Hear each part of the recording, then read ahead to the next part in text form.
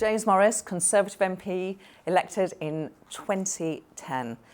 Really, since you got elected, you've been a passionate campaigner for mental health. Yeah. Why? Well, at the age of about 14, I sort of realised I was sort of suffering from depression. At the age of 14, the world seemed a bit bleak, and I didn't really know how to name it, because in the 80s at school, in society, you didn't really have a language with which to speak about this. So it was quite an isolating experience. I thought it was me. But as I got older and started to talk to more people, I realised actually it was pretty common. But what it drove me to want to do when I got into Parliament was to improve mental health care for everybody. So that's why I put myself forward to be the chair of the all-party group for mental health and to campaign on mental health, because it was something that I think we needed to address, and it was something that was very personal to me. So I had lived experience, if you like, which I think is really important for politicians to really understand the issues which they're grappling with. So it's not some kind of policy abstraction, and that there's some real energy in the campaigning, because as you will know, mental health hadn't really been properly addressed by governments of all parties for a long time. The issues to do with parity of esteem within the health service, talking about it, and politicians and people in leadership positions talking about it. And I think it's fair to say that, over the last 13, 15, maybe 20 years, more people in leadership positions in society, like me, like other politicians, have spoken about it, which has given confidence to other people. So that kind of stigma issue, which we'd suffered from for quite a long time, I'm not saying it's gone away, it's definitely not gone away, but it's much better than it was. So the whole debate and people feeling more comfortable about, especially young people, the contrast between my experience back in the 80s and now, even with my son and with my family, where because of the fact that I had depressive episodes, I've been able to speak to him about mental health in a way which means that it's nothing to be embarrassed about, it's nothing to be concerned about. In fact, you can use it as a way of building resilience and capacity in your life to do really interesting things, and it doesn't hold you back. So you've had a number of depressive episodes. Yeah. Could you describe how long do they last? How do you know you're entering one? Well, it's a kind of, it's an odd one, because I think it's a combination of brain chemistry. That there's something that I possibly inherited, which means that I do have these kind of episodic periods, and that I've learned to deal with it over time.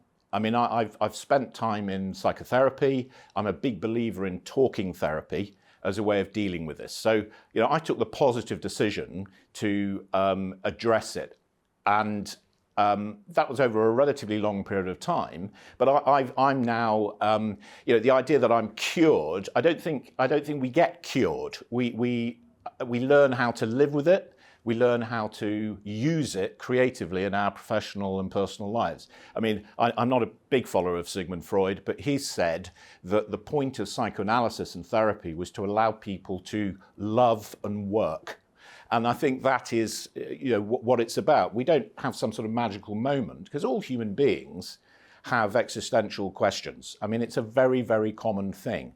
And so I think it's partly to do with brain chemistry, possibly, and other factors. But I'm a big believer in talking therapy, although I know that, people do benefit from taking medication for certain things. I happen to believe that talking therapy is a good thing. So that's why I have spent a lot of time, again, in my parliamentary career, campaigning for improved access to talking therapies within the NHS.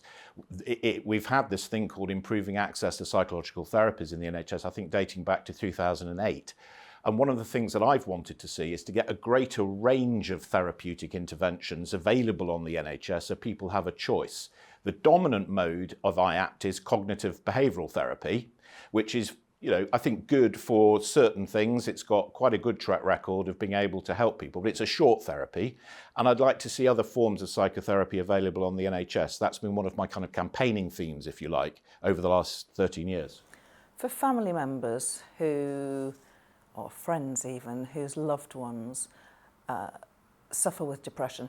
Do you have any words of advice about what works for you, how your loved ones should deal with you when you're having an episode? Well, I think talking about it is a great thing, and maybe I think therapy, broadly speaking, is a good thing, as in it enables you to go and talk about the issues that you have, but being open about it in the family environment. I was saying, with my family, because of my background, I think if my son and my daughter were sitting here, they'd say that we have very open discussions about mental health. I think that's absolutely critical.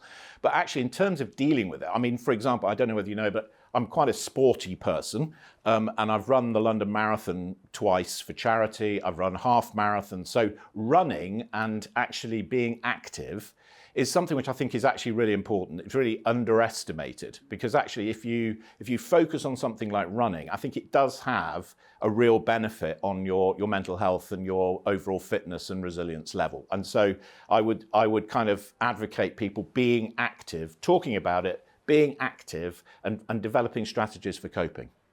Politics in your party, actually in the country really, they've been turbulent for a number of years, most recently in your party. When that turbulence is occurring, does it have an impact on one's mental health? Well, I think it. I mean, I'm a pretty tough person now. The fact that I've had depressive episodes, I've learned how to deal with it in my professional life. I mean, I've had a full career in business and in politics, so I've got a thick skin like any other politician. But I think it does impact. I mean, I was in the government whip's office for 3.5 years. And as part of what we do in the whip's office, obviously a lot of it is to do with welfare of colleagues. Yeah. And I was very conscious particularly during some of the more difficult periods of time, where colleagues were under a lot of pressure and they were struggling to kind of make sense of the world. Yeah. And I think there is a lot of it about, not just on the government side, but across absolutely, Parliament. I agree. I think it's an underestimated phenomenon, because we have lived through incredibly turbulent times. Yeah. It's been an extraordinary period in political history, and with the pandemic coming along as well, and which has put immense pressure on political representatives to stand up for their constituents and deal with constituency matters in a very, very intensive way. So you mentioned that you were a government whip. Yes. Let's talk about one of the weird and wonderful traditions that we have in this country. So in 2022, the state opening of Parliament, this is when the government introduces its new legislative programme. Mm-hmm. The tradition is that a government whip, senior government whip, is held hostage at Buckingham Palace. Yes. What, you were that person. What on earth happens behind closed doors? Well, it's a very bizarre thing. Not something I ever thought I would do. But so I was what was called the Vice Chamberlain of the Royal Household, because of the historic connection between the Whip's office and the Royal Household. Therefore, it was me. So I have to be taken to the palace. So I was driven to the palace. Actually, when I did it, in a car, normal car, in a government car, I felt a little bit like the President of the United States, actually, because I was the only person on the road going to Buckingham Palace. Prince Charles actually did that speech, if you remember, because the Queen was unwell. Yes. So I arrive at the palace to be greeted by the Lord Chamberlain. So the Lord Chamberlain meets me and gives me a tour of the Crown Jewels, because parts of the Crown Jewels are taken to the Lords. And then I'm taken for a quick tour of the palace, and I sit down with the Lord Chamberlain and with some senior equerries from the palace, and we actually watch Prince Charles do the speech from inside the palace. And when they were taking the crown jewels out, I stood with the Lord Chamberlain, nodded the crown jewels out, and when they came back, I nodded them back in again. So it was an extraordinary experience in many ways, but it's one of those kind of traditions where it goes back to Charles I and so on. So, yeah, it was surreal. I mean, I never expected to do any of that ceremonial stuff in my time in Parliament. I had to, as part of that role, I also had to write a daily message to the Queen. I was her 45th Vice Chamberlain, so I wrote a parliamentary report to Her Majesty every day that Parliament was sitting, giving her the perspective on what was happening. And the sort of instruction that you have is that she rather liked a bit of anecdote and a bit of gossip. So it wasn't just all, we had this debate. Yeah. And she did really read it. Wow. She read it before dinner every night, and she used it as an aide memoir when she sat down with the Prime Minister without officials every week. I did So, not know that. That's yeah. fascinating. Thank you for sharing. Final question. Before you became an MP, you had proper jobs. You Yes. ran businesses. There must have been tough moments throughout that time. Yeah, I mean, I started my career, I was an entrepreneur. So I was involved in several startup companies. I started my career in magazine publishing.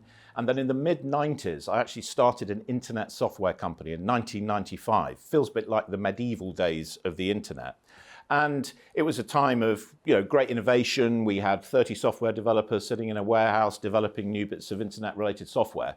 But at the end of the 90s, if you remember the first dot-com crash, we had a contract problem which led to the company going bankrupt and a cash flow problem. And I had to make people redundant, which was a very sobering experience.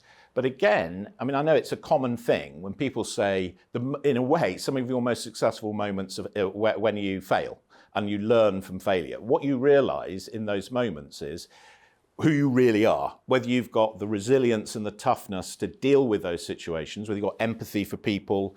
And so I learned a huge amount from that experience, actually, because then subsequently we launched a business out of the first one, which was successful.